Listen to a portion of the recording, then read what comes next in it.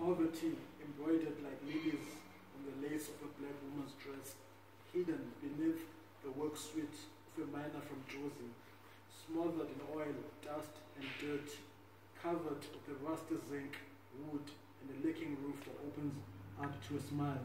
A laughter so loud, taking the last energy of a hungry child, who was an orphan with both parents dead of AIDS or still alive, sipping somewhere on the Cape, drinking pulp palais from a plastic cup, with no autumn's harvest to bring back home. How better than to drink it all out. Try and forget about the 6 barefooted adolescents back at their mother's hut, who with wide eyes are looking at the bus stop, waiting for he who left and said he would come back with something promised.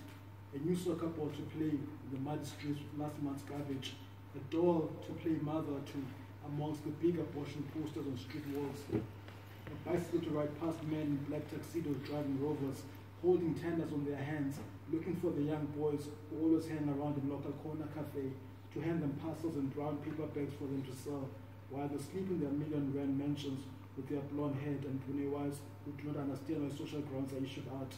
The rich get richer while the poor kiss the black soil in their backs. Our sisters sleeping themselves to sleep, sleeping themselves to HIV, HIVing themselves to death. Our brothers selling themselves to crime, jailing themselves to failure, failing themselves to death. It's like being black is a curse. We cannot help but feel sorry for being black, for being born without privileges, living under a system that doesn't favor your existence, rendered racist when you speak out, a savage when you strike for what they say is your right. It's like being black is a curse.